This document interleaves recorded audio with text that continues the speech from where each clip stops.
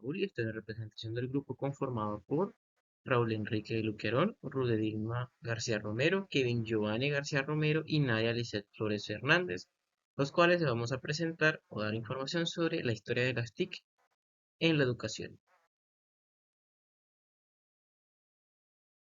Hay que tener una idea clara de qué son las TIC o a qué se deben las TIC. Las tecnologías de la información y comunicaciones TIC son un conjunto de herramientas, recursos, programas, equipos, redes y aplicaciones que permiten la recopilación, almacenamiento, procesamiento y transmisión de información. Las TIC hoy en día se utilizan en diversos soportes tecnológicos como computadoras, teléfonos móviles, televisores, reproductores portátiles de audio, entre otros. El propósito de estas tecnologías es ayudarnos en nuestra vida diaria y para mantenernos comunicados. Son básicamente todas aquellas tecnología que se centra en la capacidad de acceder a la información y de mantenernos comunicados en nuestro día a día. Pero la etapa en la que estamos en relación a la tecnología que consumimos y que tenemos acceso, hay que entender las etapas anteriores. Vamos a verlas. La primera etapa es la premecánica. Esta está comprendida entre el 3000 a.C. y el 1450 después de Cristo. En esta etapa, el hombre se enfrentó a dos necesidades básicas primordiales, la necesidad de guardar su conocimiento y el avance de las matemáticas. En relación a la educación, se inventaron los siguientes ejemplos de tecnología para cumplir estos propósitos. El primero que vamos a mencionar es el ábaco, el cual se utilizó para la enseñanza y aplicación de las matemáticas, además del uso de la documentación del conocimiento mediante el papel, piro o libros hechos de forma artesanal, esto siendo recordados por el clero o la nobleza de la época. Pasando, la siguiente etapa es la mecánica. Está comprendida desde 1450 hasta 1840. En esta se introduce el uso de herramientas tecnológicas que facilitan la práctica educativa, como por ejemplo la imprenta.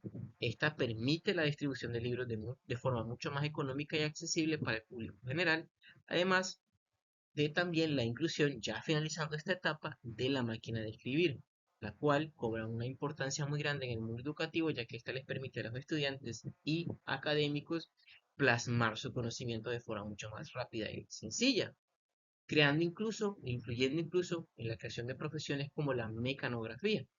La mecánica, en relación a su característica tecnológica, es toda tecnología que utilizara mecanismos completamente analógicos sin uso de electricidad que en conjunto lograban hacer operaciones complejas. Como por ejemplo la máquina de escribir, que no necesariamente necesitaba electricidad para funcionar y hacer cumplir el papel de crear documentos, ¿cierto? Plasmar documentos. La electromecánica, que abarca ya la época de 1840-1940, se caracterizó por sucesos importantes que fue el comienzo de las telecomunicaciones como lo conocemos y la computación electromecánica.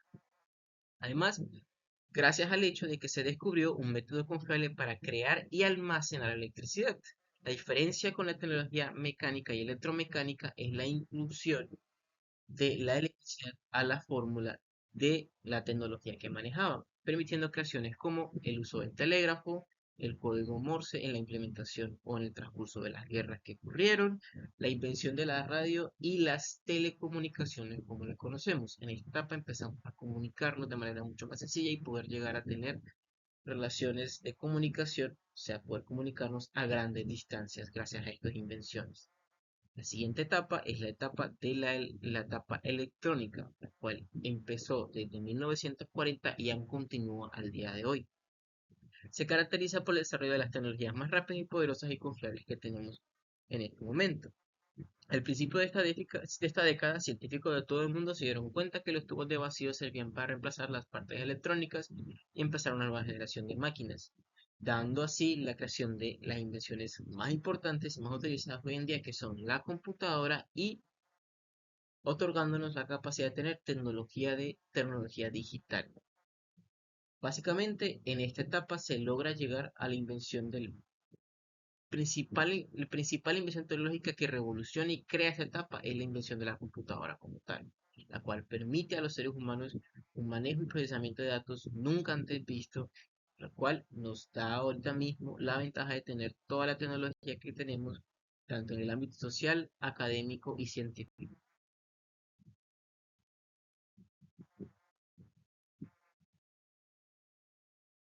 realidad en cómo llegamos al punto en el que estamos. En cuanto a la tecnología, podemos ahora hacer una comparación en cómo esta nos ha ayudado a mejorar en relación al ámbito académico o al ámbito educativo. ¿De qué? Vamos a hacer la comparación. Vamos a hablar de las características en cuanto a cómo la tecnología nos ayudaba y cómo está mejorado en relación a nuestro presente, ¿cierto? Una de las características principales era cómo la comunicación, a comparación de hoy, estaba muy limitada. Por ejemplo, la comunicación se realizaba principalmente a través de ciertos medios como cartas, teléfonos fijos de corta distancia. Básicamente uno podía comunicarse, pero nada más a ciertos rangos tal vez nacionales, a más tardar. Si querías ir a un rango internacional tenías que pagar o conseguir el servicio de manera muy limitada o mediante medios impresos cual daba conclusión, donde le daba la conclusión de que la información se podía compartir, pero de manera mucho más lenta y mucho menos accesible a comparación hoy en día. Por lo cual, digamos que en términos educativos, si querías conseguir información, comunicarte con alguien, tenías que esperar mucho más tiempo y no tenías el acceso a la información de manera inmediata como hoy en día. Las computadoras eran mucho más básicas de lo que tenemos hoy en día. Las computadoras eran normalmente grandes, costosas y poco accesibles para el público general. Eso estaba limitado primordialmente a instituciones académicas y empresas. Por ejemplo, aquí en esta imagen podemos ver una de las primeras computadoras personales universales, la cual su nombre era la Univac, cual era una computadora muy grande que casi que era contenida en en un piso completo. Además de esto, las herramientas o la educación tradicional se centraban más que todo en métodos tradicionales como clases magistrales, libros de texto, con poca integración a la tecnología debido a la poca posibilidad de utilizarla como un medio efectivo para la comunicación del conocimiento. Se tenía el uso de libros, pizarras y demás, pero prácticamente era exclusivo en relación al ambiente educativo. No había manera de cómo hacer educación de alguna otra forma. Ya el después nos permite llegar al acceso global de Internet que soluciona la primera situación, que es el acceso a la comunicación e información limitada. Con la expansión de la banda ancha y la llegada de dispositivos móviles, el acceso a Internet se ha vuelto casi universal, permitiendo la comunicación instantánea y el acceso a una cantidad inmensa de información con la cual nos podemos enriquecer educativamente. El uso o el acceso a las computadoras personales móviles nos permite, en comparación a las computadoras grandes, ¿cierto?, tener acceso a computadoras más pequeñas y muchísimo, mil veces más potentes en cualquier computadora de hace 20 o 30 años. Los smartphones literalmente revolucionan la forma en que nos comunicamos y accedemos a la información. Además, gracias a las redes sociales y colaboración de mano de los smartphones, podemos tener plataformas como redes sociales tipo Facebook, Twitter, LinkedIn, que han transformado la forma en la que interactuamos, compartimos información y colaboramos en proyectos en favor de la humanidad y del progreso de la educación. Parte y conclusión de esta exposición, quiero hablarles a mis compañeros docentes y informarles sobre la web 3.0 y el futuro de las TIC como herramienta para la implementación en la educación. ¿Qué es la web 3.0? Es la idea o concepto de poder utilizar la tecnología, aprovecharla, teniendo la capacidad de pedirle a esta mediante nuestra forma de expresarnos algo y que ésta nos entregue el resultado de forma personalizada en relación a nuestras necesidades. Esto se ve personificado en la implementación de la inteligencia artificial, la cual ya está presente en nuestra realidad y podemos utilizar en beneficio y pos del beneficio académico de nuestros estudiantes y de nuestro quehacer docente. Voy a mostrarles un ejemplo para que ustedes puedan entender y ver cómo esta nueva etapa, esta nueva situación con la información y con la tecnología nos puede ayudar. La web 3.0 me permite, por ejemplo, a mí entrar en una web de inteligencia artificial y poder hacer una transformación a partir de una petición que yo le haga. Por ejemplo, tengo esta imagen, ¿cierto? Básica, ¿cierto? Con esta imagen yo puedo crear algún tipo de cambio en función de lo que yo le pido. Por ejemplo, voy a mostrar una imagen, una transformación que hice a partir de esta imagen a partir de una petición. Por ejemplo, vemos un dragón y un guerrero en medio de la imagen. Digamos que quiero cambiar este dragón y hacer un robot, ¿cierto? Si hago la petición o hacer que todo se vea futurista, la imagen está como en una etapa de época medieval, ¿cierto? Mediante la utilización de la inteligencia artificial, puedo pedirle que ella trabaje a partir de esta imagen y hacer lo que yo decido, expresándoselo de forma coloquial, como si estuviera escribiendo, haciendo una petición a otra persona. Como ven, esto me permite, ya existe esta tecnología que la podemos utilizar dentro del ambiente educativo, por ejemplo, para hacer recursos didácticos con los estudiantes. La inteligencia artificial no solamente puede hacer cambios en relación a imágenes y demás, este es un ejemplo de que se traer para que ustedes puedan entenderlo, pero los estudiantes pueden utilizar la inteligencia artificial y podemos utilizarla también nosotros para hacer investigaciones con propósitos personales o de manera más personalizada. Ya no hay que hacer una búsqueda específica en Google para tener cierta información. Uno puede ir a una inteligencia artificial y pedir la información que uno necesita, o incluso tener ayuda o utilizarla como una especie de auxilio en relación al análisis de un texto y demás, todo con el fin de hacer los procesos educativos mucho más fáciles y sencillos. Mi recomendación es que busquen, averigüen y obtengan ese poderío que ahorita mismo la inteligencia artificial nos está proporcionando.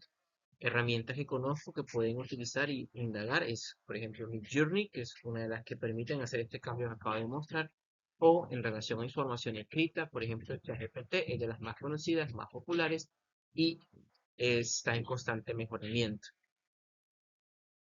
Mi principal punto es no tenerle miedo a la inteligencia artificial como forma que pueda arriesgar o atacar a la práctica docente, sino utilizarla como aliada, utilizar la inteligencia artificial para mejorar nuestras propuestas educativas y hacer que los estudiantes, en vez de satanizarlos por utilizarlas como una especie de atajo, al contrario, que las utilicen como herramientas para impulsar su aprendizaje.